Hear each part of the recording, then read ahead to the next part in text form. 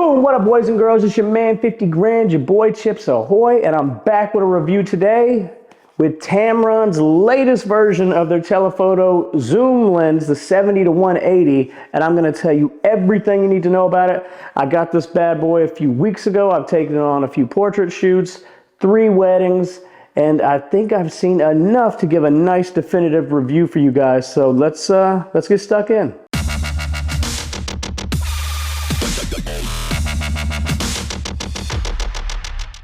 So I'm going to try to keep this as no nonsense as I can. I don't want to give you guys any fluff and bluster or take too much of your time or this video's time talking about little bits of shenanigans that don't matter. I got this lens for a few weeks. I took it out on the field. I want to tell you how it performed, its pluses, any minuses, anything I would change. I want to dive right into that. Now straight away, the first thing you'll notice is the size. This did change. I remember a huge selling point for the people that had the first version was just how light it was and how small it was compared to like your classic 70 to 200, and people love that. And it did get bigger, but not too much bigger. It's about a ½ inch longer, and it's only about 50 grams heavier. So like if you were holding the two, you might notice a slight difference, but nothing crazy. And in talking about the weight of it, like if you have the 70 to 180 G2 right next to like your 35 to 150 by Tamron, it's a pretty big difference. Height-wise, they're about the same, but this guy's about 300 to 400 grams heavier, I believe. And on the offset of hearing that, like it doesn't sound like that'd be drastically too much, but if you're shooting a wedding day, and let's say you have camera straps like I do, and I'll have one camera here with the 35 to 150, another one over here with the 70 to 180. When you go to grab the 70 to 180 and put it down and then go get the 35 to 150, there's a noticeable difference in weight. I say all that to say that even though it's a tiny bit bigger and heavier than the original version of the 70 to 180, it's still lighter than every other zoom telephoto lens in its category. Your other 70 to 200s, it's lighter than the 35 to 150. So while it gained 40, 50 grams on the original, it's still lighter than the competition. And while we're sitting here talking about the weight and all those specs and stuff like that, let's just dive right into the build quality. This guy feels amazing, comes with a nice lens hood, comes with, and this has nothing to do with the build of the lens, these rear caps are the best rear caps in the business. They just flow when you screw them on. They're matted, it just feels softer. I mean, Sony's rear caps, these suck. There's these ridges, they get caught on shit. It's tighter than, they're just nasty. I don't like those at all. So shout out to Tamron for always having the best rear caps. Outside of that, because that's just foolishness and shenanigans that I care about. Let's talk about this guy. We have custom button here with some custom switches. So you can use the USB-C port right here. You can connect him in. Obviously, you're going to get your firmware updates that way, but you can plug him into the computer and go ahead and set what you want this custom button, what you want the ring back here, all these settings, you can customize that by plugging this guy in and using the USB-C port. That being said, like this has one of the smoothest turns when it comes to going from 70 to 180. And it's only about 1.5 inches that it's growing out. It's weather sealed, which is really all I cared about. I generally don't get too wild into build qualities. I'm not blowing air in it. I'm not doing resistance tests and stuff like that. As long as I know that it's weather sealed, and when I'm shooting my weddings, I know that I can be out in the rain and not get this thing broken and screw up my wedding day, I'm good to go. One reason why this guy is bigger is because they've included image stabilization inside the lens. Now that I think is really good, perhaps for video. That being said, like if you're hand holding a 70 to 180 or a 70 to 200, chances are if you're at 70, the image stabilization might be able to help you if you're panning a little bit. But once you start cranking it up to 100, 150, 180, I think if you're panning a lot, like there's only so much I think that some in-lens stabilization is going to help you a little bit there. But it's there and it's nice. For me though, being primarily a photographer, there's rarely a situation where I have a telephoto zoom lens like this where I'm at shutter speeds that I would really need to have the body of my camera have IBIS, the stabilization for the camera as well as stabilization for the lens. To be honest, I typically, if I'm in lower lit situations, I'll just crank the ISO a little higher and leave my shutter speed where it's at. I'd always like to err on the side of caution of having a fast enough shutter speed to freeze the moment that I'm capturing, than going too shallow and just to let more light in, but shit is blurry. I'm not doing that.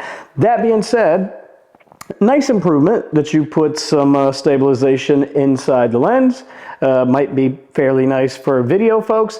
For me as a photographer, don't care so much. In fact, I actually would have opted that they didn't do that and maybe left the size of the lens a little smaller than it is. All right, I think it's time to talk about the things that matter most if you're going to buy this lens, or you're in the market for any telephoto zoom lens in the 70 to 200 range. You have to talk about autofocus and image quality. Now, for autofocus, with third-party lenses, oftentimes people can be a little hesitant to put some money down on a third-party lens because they like to think that native lenses should and do focus faster for the most part. That being said, the G2 version was said to have better autofocus, faster autofocus. I can say that the autofocus for this guy appears to be just as fast as a native lens. Now, I didn't go out and do any tests. You know, some people might be like, Scotch, you're a wanker, you're talking rubbish. How are you going to say it's just as fast as a native lens? You didn't go out there and you didn't test your G Master 50, see how fast you could acquire focus, and then slap this guy on and test him and see how fast you could acquire focus. I just think that's shenanigans. I'm not going to go out somewhere with a stopwatch and do silliness like that. I'm in the real world all the time, though. I'm filming this on an A7 IV with the 14 1.8 G Master. I shoot with the 50 1.2 G Master, and I shoot with this lens and the Tamron 35 to 150. So I'm shooting all the time, and I can tell you that while I'm shooting, I never sit there and go, damn, this guy's a little bit slower. I might have to think of another option. I'm never thinking that. That's why I come to the conclusion that I think he focuses just as fast and sticks just as much as a native lens. Let's talk about image quality. Something that myself and my friend tnkphoto.com, Elmer Escobar, noticed is that we feel like the image quality off this guy is better than the original. We think that the bokeh is better than the original and better than the 35 to 150. I don't know what they've done here. I know that they've added some different coatings to the glass. Maybe that's helped render a more pleasing bokeh. I noticed that the images off this lens tend to be a pinch warmer than my G Masters. So this could come down to coating and things like that and the quality of glass. The sharpness of this guy, I mean, it's just tack sharp. It feels like every time I come on here, I'm really just hyping up Tamron. But it's just quality glass, dude. This glass right here, like I said, the 35 to 150.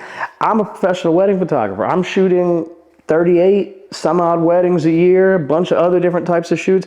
I put the best quality instruments in my hands to go do what I need to do.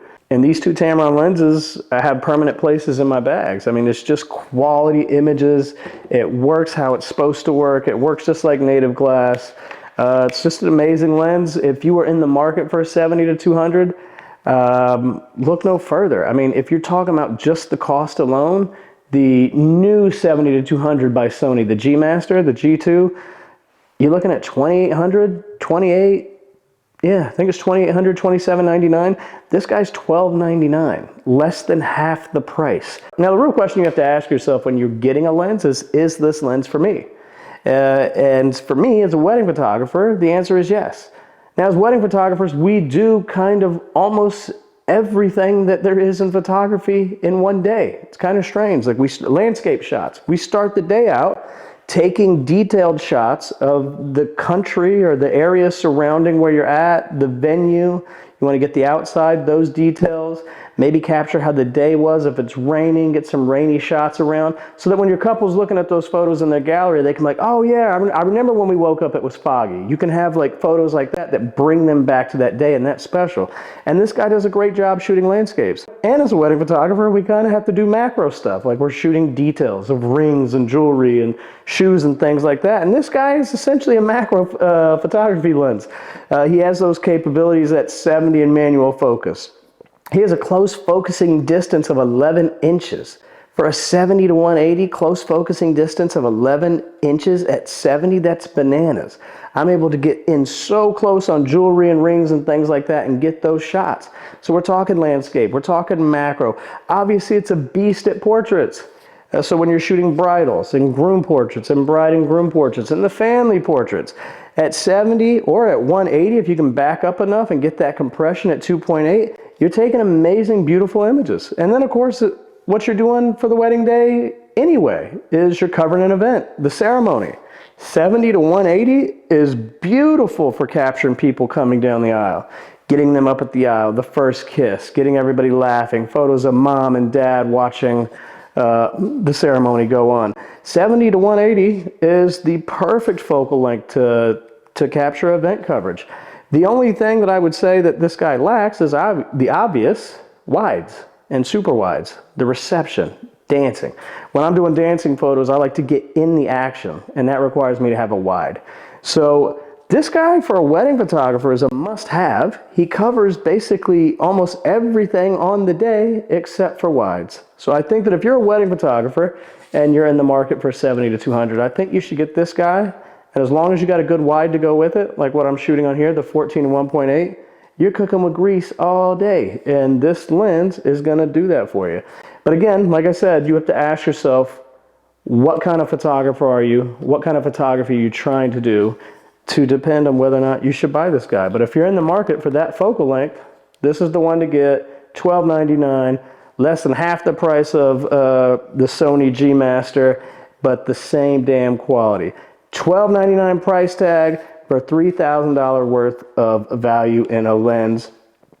You got to get them. Thanks for watching. Please like, please subscribe, please comment. Let me know your thoughts. Scott, you're a wanker for Tamron. You're doing all this stuff. Listen, I'm just keeping it real. I'm a working professional. I want the best stuff in my hands, but I also don't want to spend over double what it would cost to get the job done if I don't have to. And in this telephoto lens lineup or focal length from 70 to 200, this is the one. Don't break yourself. Don't break your bank. Don't play yourself. Holler at Tamron. Thanks for watching, y'all. Peace. Nice to be in orbit.